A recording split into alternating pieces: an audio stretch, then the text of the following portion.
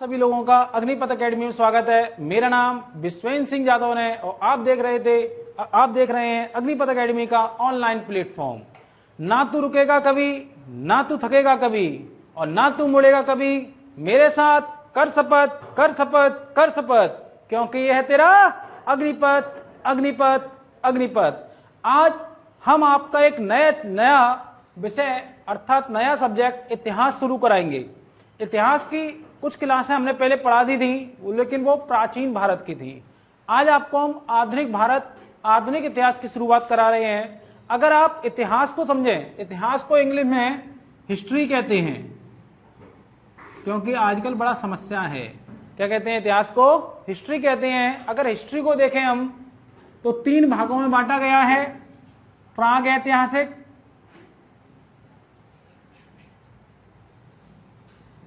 प्राग ऐतिहासिक काल, दूसरा है आदि ऐतिहासिक काल,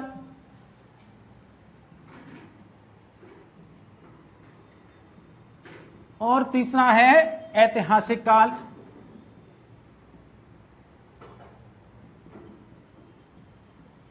ऐतिहासिक काल, प्राग ऐतिहासिक काल, आदि ऐतिहासिक काल और ऐतिहासिक काल। प्राग ऐतिहासिक काल वह काल है जिसमें कोई लिखित साक्ष्य नहीं मिलता। वहीं पर आदि ऐतिहासिक काल में लिखित साक्ष्य मिलते हैं, लेकिन अभी तक वो पढ़े नहीं गए हैं। या तो लिपि नहीं मिलती है या लिपि मिलती है तो वो अब तक पढ़ी या गढ़ी नहीं गई है। जैसे हड़प्पा काल, क्या था इसमें? हड़प्पा काल।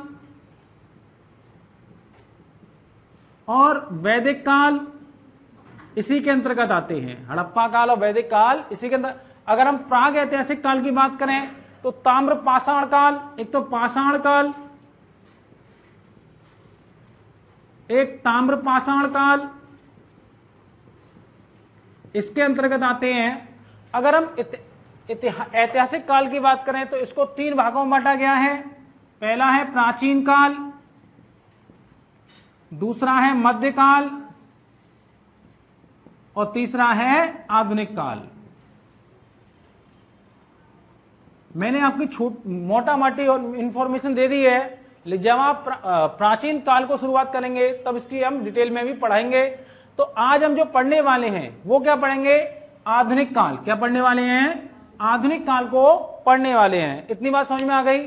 यदि आपने उतार लिया हो तो इरेज कर दूं से मैं, तो उतारो। आधुनिक काल, आधुनिक काल, आधुनिक काल को कहां से कहां तक रखा है और क्या क्या पढ़ना है इसमें। सबसे पहले अगर हमें कोई सब्जेक्ट शुरू करना है तो हमें यह देखना होगा कहां से शुरू करना है। अगर आधुनिक काल की बात करें तो भारत में जब से यूरोपियों का आगमन हुआ उसे ही आधुनिक काल माना जाता है। क्या माना जाता है? यूरोपियों का आगमन। तो पहला क्या पढ़ेंगे हम? यूरोपियों का आगमन। अब यूरोपियों का आगमन हुआ, कौन कौन से यूरोपीय हमारे यहां आए? अगर हम देखें, यूरोप जानते हो क्या होता है? एक महाद्वीप है जिसमें बहुत सारे देश हैं, जैसे इंग्लैंड है, फ्रांस है, जर्मनी है, स्पेन है, पुर्तगाल है, डेनमार्क है। तो अगर हम देखें तो वहां पुर्तगाली आए सबसे पहले, फिर डच आए, फिर अंग्रेज आए, फिर डेनिश आए और अंत में फ्रांसीसी आए। कौन आए? फ्रांसीसी आए। इतने लोग हमारे यहां घूमने आए थे और नालायकों ने क्या किया? देश पर कब्जा कर लिया। हाँ, यूरोपियों का आगमन पढ़ेंगे। एक क्या पढ़ेंगे? यूरोपियों का आगमन पढ़ेंगे। दूसरा, जब यूरोपियों का आगमन हुआ, इनमें से आपस में हुई लड़ाइयां, इन्होंने हमें भी कूटा और ये आपस में भी खूब फूटे। इनमें फूटने के बाद ये रहे विजयी, इन्होंने देश पर किया कब्जा। तो अब हम क्या पढ़ेंगे? अंग्रेजों को पढ़ेंगे। अंग्रेज को ब्रिटिश भी कहते हैं। क्या कहते हैं? ब्रिटिश। तो अब ब्रिटिश ने इतने बड़े साम्राज्य पर कब्जा कैसे किया, किस किस को कैसे कैसे हराया, बंगाल को कैसे हराया, मैसूर को कैसे हराया, पंजाब को कैसे हराया, मराठों को कैसे कूटा और अवध को कैसे छीन लिया। अवध को तो मजाक में छीन लिया था। ये कहा था अवध के नवाब से, अरे तुम्हें तो शासन करना नहीं आता, बेवकूफ, लाओ हमें तो हम करेंगे शासन, और छीन लिया। वो बेचारा देख रहा है ये हुआ क्या। सुबह उठा, अब वो पता चला कि अब नवाब है ही नहीं, अवध का नवाब नहीं रहा, खराब हो गया था। क्या हो गया था? खराब हो गया था। तो ब्रिटिश साम्राज्यवादी नीतियां, क्या पढ़ेंगे? ब्रिटिश साम्राज्यवादी नीतियां, मतलब ब्रिटिश ने साम्राज्य, नीतियां नहीं, विस्तार, पहले विस्तार पढ़ेंगे। क्या पढ़ेंगे? विस्तार। इन्होंने किन किन को कैसे कैसे हराया। सबसे पहले ये बंगाल पहुंचे। कहां पहुंचे? बंगाल पहुंचे। बंगाल के नवाब को चालबाजी से हरा दिया। अंग्रेज धूर्त थे, चालाक, धोखेबाज अंग्रेज। क्या थे ये हर हाल में साम्राज्य को प्राप्त करना चाहते थे। इन्होंने बंगाल को राय देगा, या बंगाल में गए, देखा कि ये तो बेवकूफ लोग हैं, राजा क्या हैं, ये तो बेवकूफ लोग हैं। आधे को मिलाया, आधे को हराया। नवाब गया लड़ने बंगाल का अंग्रेजों से। एक तरफ प्लासी का युद्ध हो रहा था, एक तरफ नवाब की सेना, एक तरफ अंग्रेजों की सेना। लड़ाई होने वाली है। नवाब की सेना में 1 लाख सैनिक और इनकी सेना मात्र 5000 सैनिक। कौन जीतता?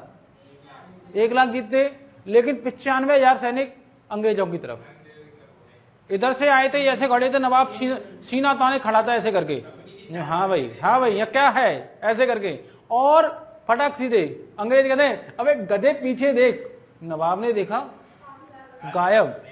हाँ, वैसे होता नहीं, एक बात है, 3 लोग खड़े होते हैं, ये मेरा क्या कहते पिज्जा किसने खाया, तो लोग क्या होता है, वो आगे नहीं बढ़ता, लोग पीछे हट जाते हैं। अच्छा तुमने खाया, तुमने खाया, अरे मैंने नहीं खाया, तुम फिर आगे क्यों आए?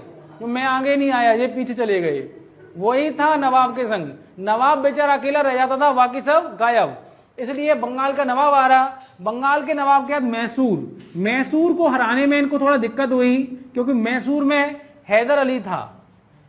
समझ में आ गया? और ये बिकने वाला नहीं था, ताकतवर भी था, लेकिन कुछ गलतियों की वजह से हार गया। क्योंकि इसका एक कारण था, मैसूर के जो हैदर अली को सबसे बड़ी समस्या क्या थी? सबसे बड़ी समस्या थी हैदर अली के संग, वो अपने आप को अकेला बॉस मानता था। हाँ, तो इसने क्या किया, अंग्रेजों ने मराठों को मिला लिया, जो आओ ठोंके इसको, जो अवध को मिला लिया, आओ ठोंके इसको, निजाम को मिला लिया, आओ ठोंके इसको। इसने कहा अच्छा हमारे पर फ्रांसीसी हैं। फ्रांसीसी पहले भगे, बेचारा मारा गया।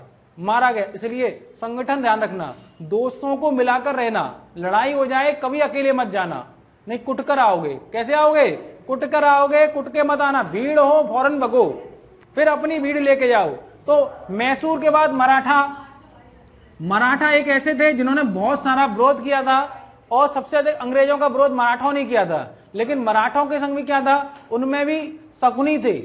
आपने महाभारत देखा होगा, उसमें शकुनी होते ना, ऐसे इसमें भी कुछ शकुनी थे। उन्हीं की वजह से मराठे हार गए। मराठे अपनी गलती से हारे। मराठे एक तो पानीपत का युद्ध हार गए, तृतीय युद्ध। वहां से डिसाइड हो गया कि मराठे भारत के शासक नहीं बन सकते, कोई और बनेगा।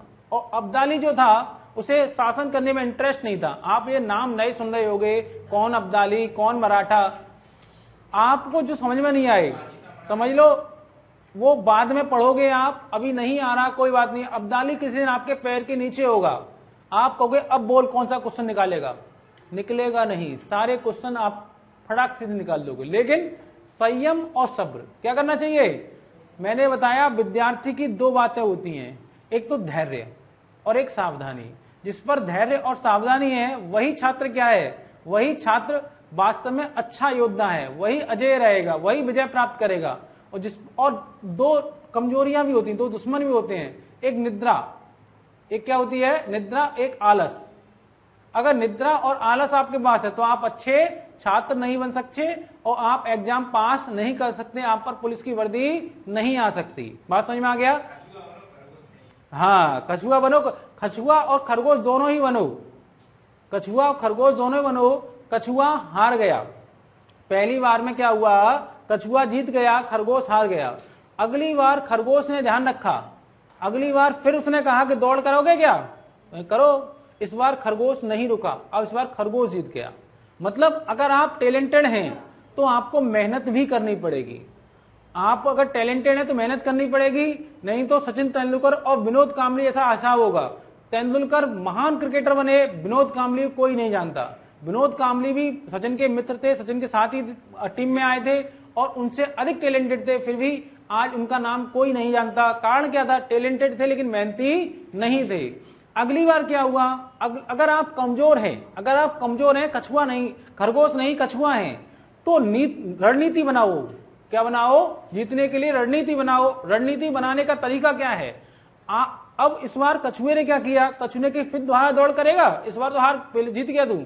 इस बार कछुए ने आधी तो जमीन की दौड़ और आधी दौड़ पानी में रखी। कहां रखी?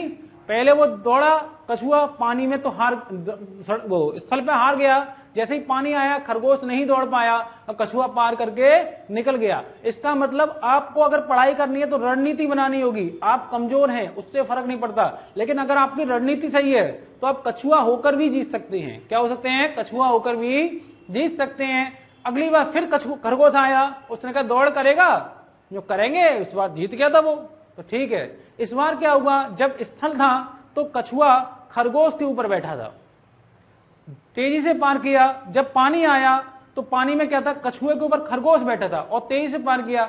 दोनों ने रास्ता जो पिछले समय में पार किया था उससे आधे समय से कम समय में पार कर लिया। इसका मतलब क्या है? रणनीति में बनाओ, लेकिन साथ में दोस्त भी ऐसे बनाओ जो आपकी कमजोरी हो वो उनकी ताकत हो, जो उनकी कमजोरी हो वो आपकी ताकत हो। इससे क्या होगा? आप ताला चाबी जैसे बन जाएंगे और हर नौकरी के ताले को खोल पाएंगे। इस बात का समझ में आ गया? तो कछुआ खरगोश की कहानी पूरी समझो। क्या है? पूरी कहानी को समझना चाहिए। अब जब मराठाओं से जीत गए तो इन्होंने कहा अब पंजाब लेंगे। क्या लेंगे हम? पंजाब पर इन्होंने कब्जा किया। क्या किया? रणजीत सिंह की मृत्यु के बाद पंजाब को आराम से जीत लिया गया, क्योंकि पंजाब में रणजीत सिंह की मृत्यु के बाद रणजीत सिंह पंजाब के शासक थे, बहुत प्रतिभाशाली शासक थे। और अंग्रेजों ने कहा था कि विश्व की दूसरी सबसे बड़ी सेना किसकी है? रणजीत सिंह की है। पहली किसकी थी? भाई जो बोल रहा है वो अपनी पहली बताएगा ना। उन्होंने कहा कि पहली हमारी, दूसरी रणजीत सिंह की। रणजीत सिंह से कभी नहीं लड़े, पता था कि बहुत मारेगा। एक आंख नहीं थी रणजीत सिंह, पता तुम्हें? एक आंख के थे। ऐसे लोगों में गुण बहुत होता है। पंजाब को जीत लिया, उसके बाद एक आदमी इसकी कोई गलती नहीं थी। आज तक मुझे इतिहास समझ नहीं आया कि अवध के नवाब की क्या गलती थी कि बेचारा सुबह उठा और नवाब नहीं था। अरे आप तो शासन करना नहीं जानते हो, और कुशासन का आरोप लगाया और छीन लिया। बेचारे को पता ही क्यों छीन लिया? हाँ, कुर्सी गायब। तो ऐसा भी ना हो, आजकल ऐसा होता है। एक मोदी साहब हैं, बिहार में सरकार थी नीतीश कुमार की, बीजेपी के संग में। तो अब मोदी साहब क्या गए? दिल्ली में गए सरकार का सेमिनार करने कि विदेशी इन्वेस्टमेंट लेकर आएंगे। जब वो जहाज में बैठे थे दिल्ली के लिए तब मंत्री थे, जब उतरे तब भी मंत्री थे, दिल्ली से जब चढ़े तब भी मंत्री थे, लेकिन जब बिहार में उतरे पटना में तब मंत्री नहीं थे। नीतीश ने खेला कर दिया। बीजेपी का हाथ छोड़कर लालू भैया के पैर पकड़ लिए और मुख्यमंत्री वही बने, लेकिन बीजेपी अब सरकार में नहीं थे। पता चला वहां जो डील करके आए थे कोई मतलब नहीं निकला। ऐसा ही अवध का नवाब था, सुबह उठा तो नवाब नहीं था। नवाब हो गए तुम अपने घर के। अंग्रेजों ने क्या कहा? नवाब हो गए तुम अपने घर के। अब जब इन्होंने ये विस्तार किया तो कोई ना कोई तो रणनीति अपनाई होगी। तो यहां पढ़ेंगे ब्रिटिश साम्राज्यवादी नीतियां। क्या पढ़ेंगे? ब्रिटिश साम्राज्यवादी नीतियां। ब्रिटिश साम्राज्यवादी नीतियां पढ़ेंगे। अब ब्रिटिश साम्राज्यवादी नीति में एक थी वेलेजली की सहायक संधि। क्या थी? एक व्यक्ति का नाम है वेलेजली की सहायक संधि। वेलेजली की सहायक संधि थी। और एक आदमी आपने नाम सुना होगा, डलहौजी। वो हड़प लेता था। डलहौजी की हड़प नीति। क्या थी? डलहौजी, नाम ही इसका हौजी जैसा है। डलहौजी की हड़प नीति। इसने कहा कि वो राज्य जिनके बच्चे नहीं हैं वो गोद नहीं ले सकते। अगर उन पर कोई उत्तराधिकारी नहीं है तो राज्य हमारा हो जाएगा। मतलब बिना मतलब के। तुम्हारा क्यों हो जाएगा? तुम कौन? हाँ, झांसी की रानी का जो छीना था ना, ये डलहौजी था। इसने कहा अगर आप पर बेटा नहीं है, बेटी नहीं है तो राज्य हमारा। किसका? हमारा। हम मुगलों के उत्तराधिकारी हैं। अबे मुगलों ने तुम्हें पैदा किया था, मुगलों ने लेकिन कारण क्या था? ताकतवर हो गए थे। ये क्या हो गए थे? ताकतवर हो गए थे, इसलिए लगातार कर रहे थे। झांसी की रानी ने इनको जो मारा ना पटक के, अरे इनका यार औरतें भी इतनी ताकतवर होती हैं। मैं तो पता गया अभी, अरे हमारे यहाँ का मूड खराब हो गया ना, समझ रहे हो, तो स्थिति खराब कर देंगे तुम्हारी। वो तो मूड देर में खराब हुआ, तब तक बाबा जी आ गए, तब खराब हो पाया, खराब नहीं हो पाया, लोग समझ नहीं पाए। औरतों में बड़ा दम होती है, समझ रहे हो। कौन? नहीं, शिवाजी से नहीं पटा, शिवाजी से पहले की, शिवाजी पहले थे इससे, शिवाजी बहुत पहले थे, रानी लक्ष्मीबाई थी, उनसे पिटा था। अरे हमारे यहाँ की महिलाओं ने मारा अंग्रेजों को। अगर सोचो आदमियों का मूड खराब हो जाए क्या हो, औरतों से पंगा मत लेना, समझ में आ गया। हाँ, औरतों से पंगा ना लेना। पता है तुम्हें शेर, जो शेर होता, शेर की जीभ देखी तुमने? जीभ, शेर की जीभ ऐसी होती है, अगर आपको एक बार यहां चाट ले तो आपकी खाल गायब, ऐसी जीभ होती है उसकी, चाट कर आपकी खाल हटा सकता है। मतलब विश्व की दूसरी सबसे मजबूत जीभ होती है। पहली किसकी होती है? बताऊंगा नहीं, आप लोग समझ रहे होगे किसकी होती है, समझ में आ गया। वो जीभ के आगे सब जीभ बेकार हैं। दूसरी किसकी होती है? शेर की। पहली बताऊंगा नहीं किसकी होती है। अब ब्रिटिश साम्राज्य नीति अपना तो लिया, अंग्रेज यहां आए क्यों थे? व्यापार करने नहीं, फायदा करने अपना। अब फायदा कैसे करेंगे? मतलब पैसा हमसे हड़पने, हमारा सोना चांदी जेवर सब खींचने, पैसा हमारा खींचने, तो उसके लिए कुछ ना कुछ तो नीति अपनाएंगे। तो क्या करेंगे? ब्रिटिश आर्थिक नीतियां। क्या पढ़ेंगे हम? ब्रिटिश आर्थिक नीतियां। क्या पढ़ेंगे? ब्रिटिश आर्थिक नीतियां। अब ब्रिटिश आर्थिक नीतियां अब क्या पढ़ेंगे? अब एक बात बताओ, जब अंग्रेज थे उस समय आय का संसाधन क्या था? व्हाट्सएप, फेसबुक, इंस्टाग्राम पर डांस करके अंग्रेज पैसा कमाते थे। है कि मेरा कच्चा बादाम, एक कौन सा गाना है वो, मेरे रस के कमर तूने उसकी तोड़ी कमर। इन पे नहीं, जमीन थी, जमीन क्या थी? जमीन से पैसा कमाते थे। इसका मतलब भू राजस्व। क्या कमाते थे? तो एक बात बताओ, अगर हमें जमीन से पैसा कमाना है, किराया लेना है, तो भू राजस्व नीतियां अपनाएंगे। तो इन्होंने क्या बनाई? भू राजस्व नीतियां। क्या बनाई? भू राजस्व नीतियां अपनाई। क्या बनाई? और एक बताओ, भू राजस्व नीतियों में इन्होंने क्या किया? कृषि का वाणिज्यीकरण। मतलब ऐसी खेती करो जिनको बेचा जा सके। अनाज के इन्होंने उत्पादन को कम करवाया। नील की खेती, चाय की खेती, कॉफी की खेती, अफीम की खेती, इनकी खेती पर इन्होंने ज्यादा गौर दिया। तो कृषि का वाणिज्यीकरण क्या किया इन्होंने? कृषि का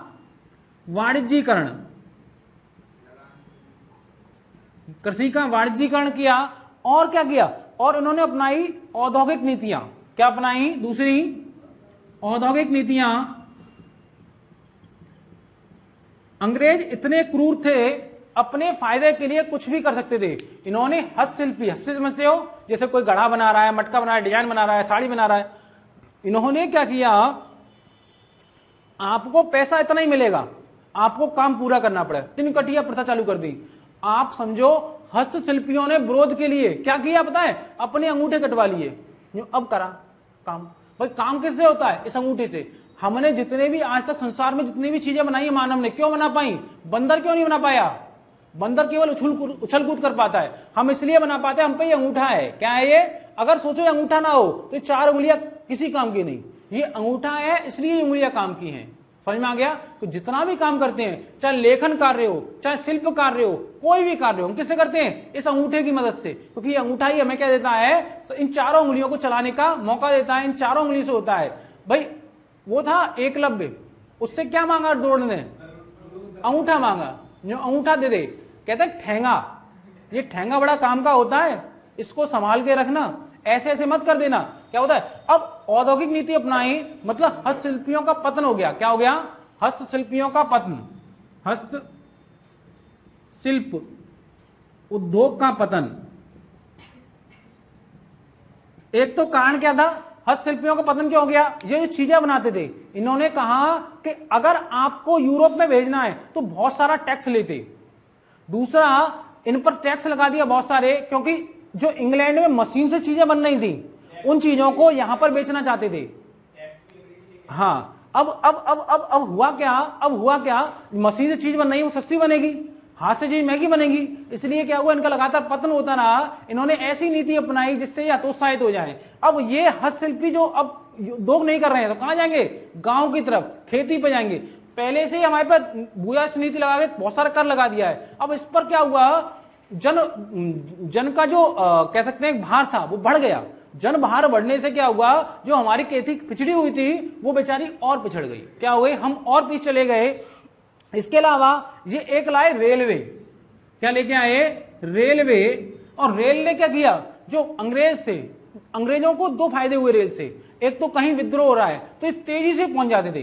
1857 का जो विद्रोह हुआ, अगर रेल नहीं होती तो इसे रोक ही नहीं पाते, ये 23 इनके सैनिक पहुंच जाते। दूसरा, जो इंग्लैंड में मशीन से माल बन रहा था वो इन्होंने देश के कोने कोने में रेल के माध्यम से पहुंचा दिया। और रेल के माध्यम से क्या किया गया, धन निकासी का सिद्धांत, धन निकासी क्या की इन्होंने, धन निकासी का सिद्धांत दिया था। किसने दिया था पता है आपको, है दादा भाई नौरोजी ने धन निकासी का सिद्धांत दिया। बताया कि अंग्रेज हमें कैसे बेवकूफ बनाते हैं, अंग्रेज हमें कैसे बेवकूफ बनाते हैं। तो हम ब्रिटिश आर्थिक नीतियों, भू राजस्व नीतियां पढ़ेंगे, कृषि का वाणिज्यीकरण पढ़ेंगे, औद्योगिक नीतियां पढ़ेंगे, हस्तशिल्पियों का पतन पढ़ेंगे, रेलवे पढ़ेंगे और धन निकासी का सिद्धांत पढ़ेंगे। क्या पढ़ेंगे, धन निकासी का सिद्धांत पढ़ेंगे। अब सबसे बड़ी बात तो यह है कि ब्रिटिश प्रशासनिक नीतियां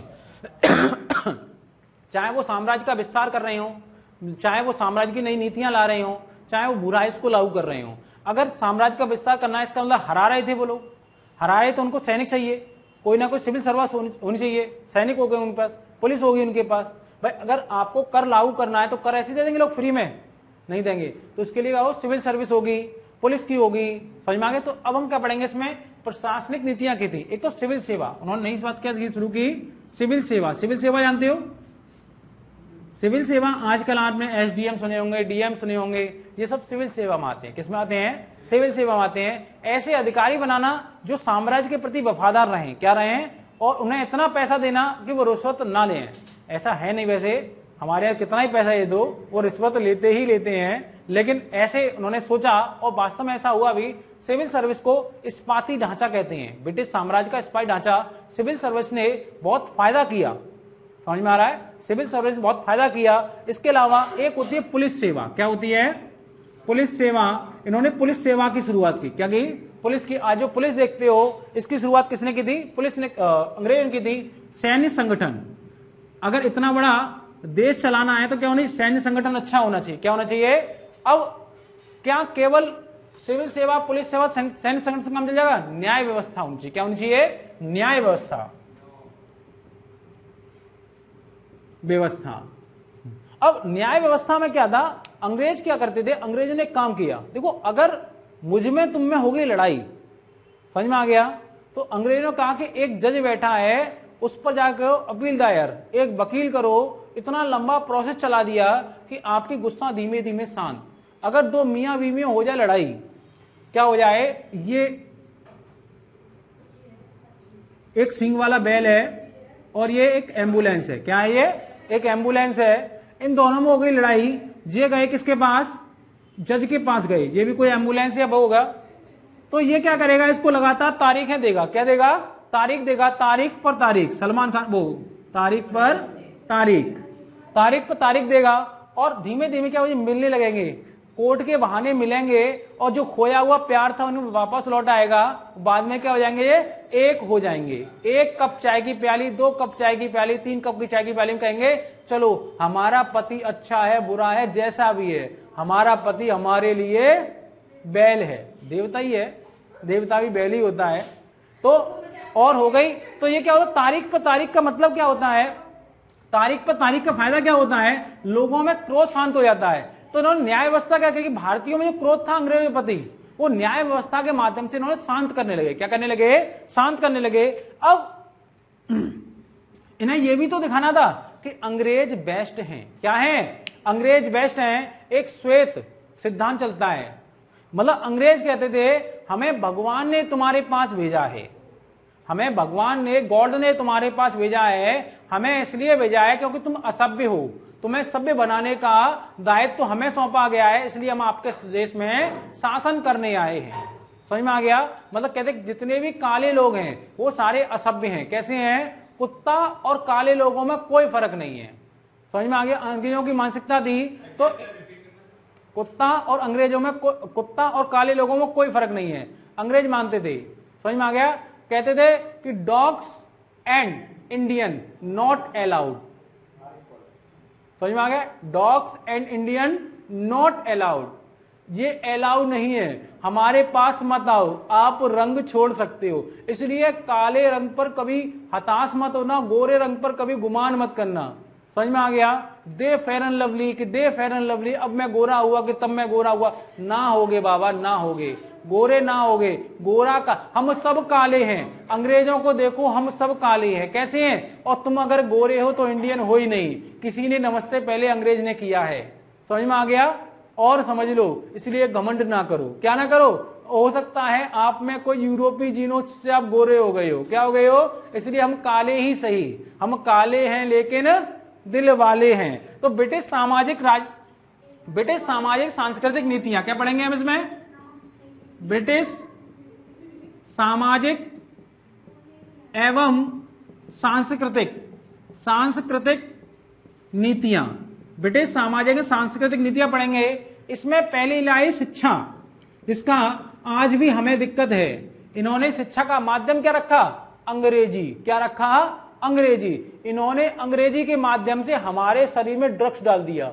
good morning sir, good evening sir, ये ड्रग्स है, ड्रग्स।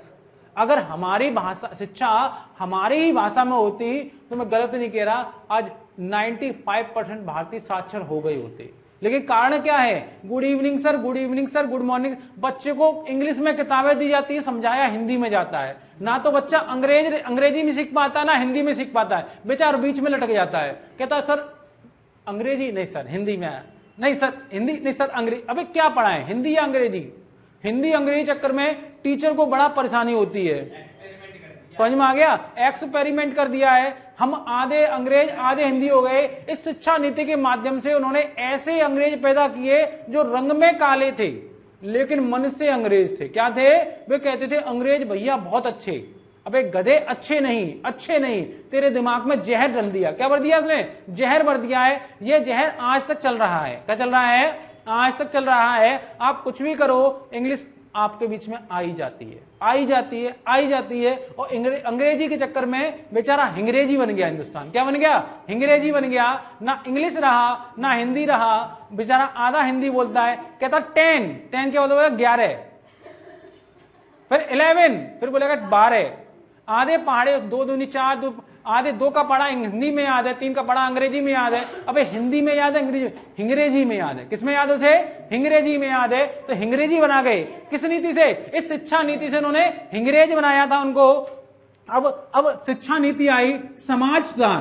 क्या किया उन्होंने, समाज सुधार की नीति, समाज सुधार की नीति अपनाई। जैसे अपने यहां उन्होंने खत्म किया सती प्रथा। सती प्रथा क्या होता था, जब किसी का बैल मर गया, जब बैल समझते हो ना, है पति परमेश्वर, जब किसी का बैल मर गया तो वो अब एम्बुलेंस नहीं रही, उस एम्बुलेंस को उस बैल के संग बैठा दो और उसको जला दो। इसे कहते सती प्रथा। Raja Ram Mohan Roy, the great man of India, मतलब भारत के बहुत महान आदमी, आधुनिक पिता, भारत के आधुनिक पिता थे, आधुनिक शिक्षा के पिता थे। तो राजा राम मोहन राय के सहयोग से सती प्रथा को खत्म किया गया, बाल विवाह खत्म। अंग्रेजों का ऐसा कोई उद्देश्य नहीं था। अंग्रेज तो इस बहाने ये दिखाना चाहते थे कि इंडियन आर डॉग्स।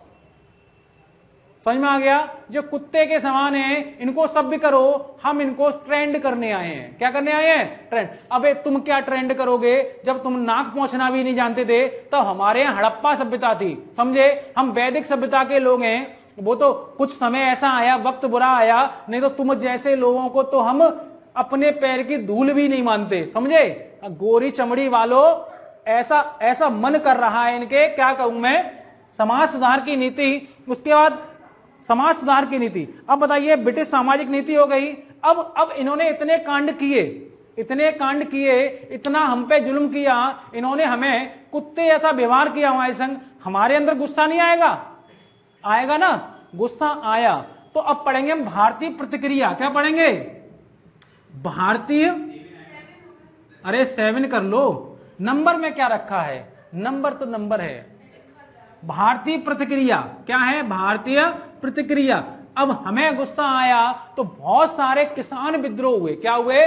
बहुत सारे किसानों का मूड खराब, अंग्रेज मिला, दे कुटाई दे पिटाई। समझ में आ गया? किसानों का, जनजातियों के घर में घुस गए, वो उन्होंने सड़क बना दी, उन्हें गुलाम बना रहे, जनजातियों का मूड खराब, अंग्रेज पकड़ा और कूट दिया। एक 1857 विद्रोह हो गया। आप समझ लो, अगर कुछ गद्दार नहीं होते, सिसोदिया ऐसे लोग नहीं होते, तो निश्चित है कि अंग्रेजों को हमने उसी समय लात मार के भगा दिया होता।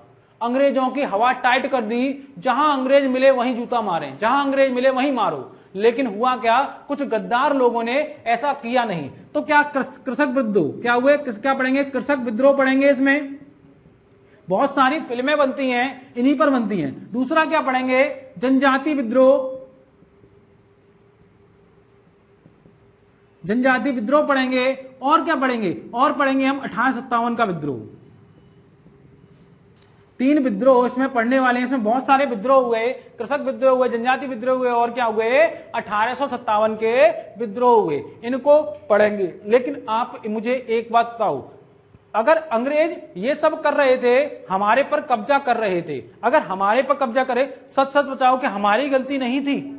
क्या हम में कमियां नहीं थी? तो पहले क्या करेंगे? हमारे देश के लोगों ने, राजा राममोहन राय जैसे लोगों ने, दयानंद सरस्वती जैसे लोगों ने, Swami Vivekananda, the great man of India, Swami Vivekananda जैसे लोगों ने, दादा भाई जैसे लोगों ने, महात्मा गांधी जैसे लोगों ने क्या किया?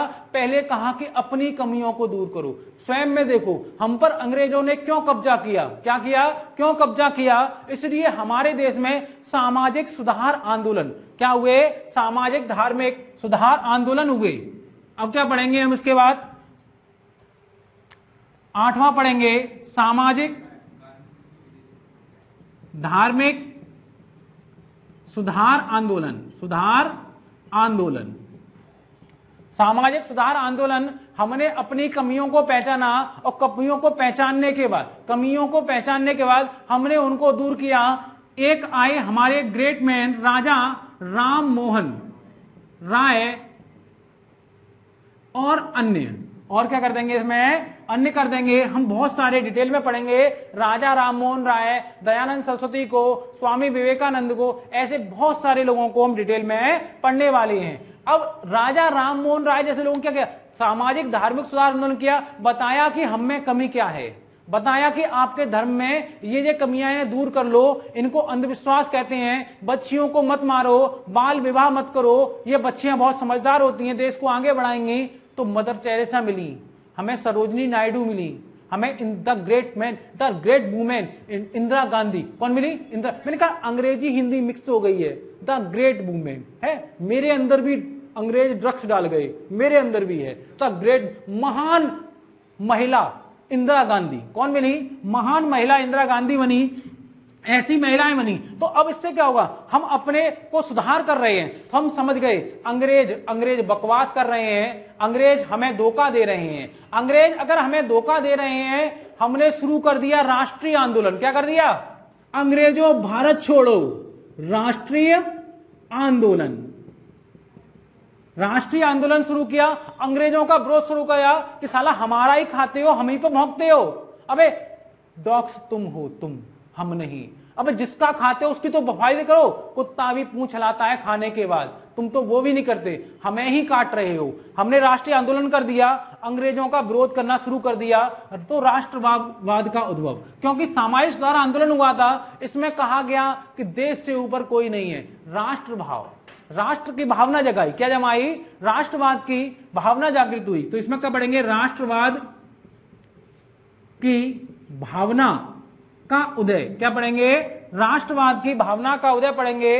इसके अलावा कांग्रेस की स्थापना और विवाद। क्या पढ़ेंगे? कांग्रेस की स्थापना एवं विवाद। अब कांग्रेस की स्थापना हुई तो उसमें कई तरह के आंदोलन, कई तरह की विचारधाराएं थी। जैसे एक थी उदारवादी।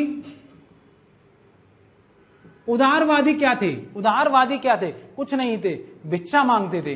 अंग्रेजों से कहते थे हमें कुछ दे दो, आप ये गलती कर, लेख लिख दिया। अरे अंग्रेजों को क्या फर्क पड़ रहा है, इनकी नहीं सुनी तो फिर उग्रवादी आ गए। कौन आ गए? उग्रवादी। वो कहते थे हमें तो अंग्रेज शकल से ही बेकार लगते हैं। एक आए सुधारवादी, सुधारवादी, एक आए गांधीवादी, और जो सबसे प्रिय थे वो थे क्रांतिकारी। कौन आए? क्रांतिकारी, क्रांतिवादी। धाएं धाएं धाएं धाएं चलेगी गोली, धाएं धाएं, क्योंकि राजनीतिक शक्ति बंदूक की गोली से निकलती है, मार्क्स ने कहा था। ये उसी को मानते थे, बंदूक की राजनीतिक शक्ति किससे निकलती है? बंदूक की गोली। एक था समाजवादी। इन सारी विचारधाराओं को हम एक एक करके देखेंगे, इनमें क्या कहा गया क्या नहीं कहा गया। अगर हम 10वां पॉइंट देखें, क्या देखें? 10वां पॉइंट देखें तो अब एक समस्या आ गई। ये सब हम कर रहे थे, उसी बीच जिन्ना जैसे लोग आ गए, जिन्ना जैसे लोग आ गए, मारकर दे दो, इशारा समझा करो, है मारकर की बात छोड़ो, लोग आ गए, उन्होंने क्या कर दिया, हमारे दिलों को जो जुड़े थे ना, ऐसे करके तोड़ दिया। और क्या हुआ? विभाजन हो गया, विभाजन हो गया।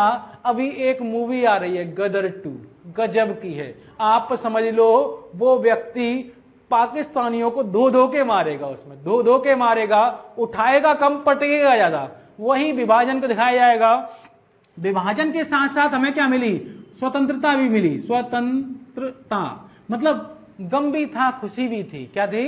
कभी खुशी कभी गम। फिल्म तो अभी बनी है, लेकिन नामांकन तो पहले ही हो गया था, कभी खुशी कभी गम। जब ये हुआ तो उसके बाद हम क्या पढ़ेंगे? संवैधानिक विकास। क्या पढ़ेंगे? हमारा संविधान बना, वो कैसे कैसे बना, कैसे कैसे उसका विकास हुआ। क्योंकि संविधान कोई एक समय में नहीं बना, धीमे धीमे अंग्रेजों के द्वारा विभिन्न अधिनियम लाए गए, उनके आधार पर एक शिला रखी गई और हमारे देश के संविधान का धीमे धीमे विकास हुआ। संविधान भले ही 1946 में बनना शुरू हुआ, लेकिन उसकी आधारशिला रॉलेट एक्ट से ही, सॉरी उसकी शिला बहुत पहले ही रख दी गई थी। इतनी बात समझ में आ गई। अगर अब हम ये देख लिया है तो अब हम देखेंगे पहला टॉपिक क्या था हमारा? यूरोपियों का आगमन। हम पढ़ेंगे यूरोपियों का आगमन। देखिए अब हम कल अगली क्लास में यूरोपियों का आगमन शुरुआत करेंगे कि यूरोपियों में कौन पहले आया, फिर उसके बाद कौन आया और उन्होंने क्या क्या कांड किए। तो काम तो नहीं किए, कांड किए। तो फायदे के लिए आए थे। किसके लिए आए थे? फायदे के लिए आए थे। कांड क्या क्या किए और कितनी बार हमने उनकी कुटाई की। समझ में आ गया? ये सब पढ़ेंगे। तब तक आप लोग अपना बहुत सारा ख्याल रखें, सदैव खुश रहें, मुस्कुराते रहें, हंसते रहें, स्वस्थ रहें और आसपास साफ सफाई रखें, पेड़ पौधों की रक्षा करें और जानवरों पर दया करें। मेरा नाम विश्वेंद्र सिंह जादौन और आप देख रहे थे अग्निपथ एकेडमी का ऑनलाइन प्लेटफॉर्म। यदि आप हमारा वीडियो अच्छा लगता है तो उसे लाइक करना, शेयर करना और कमेंट करना ना भूलना बाबू। क्या करना ना भूलना बाबू? कमेंट करना। हमारे चैनल को सब्सक्राइब कर लेना। तुझे विद्या रानी की कसम कर ही लियो।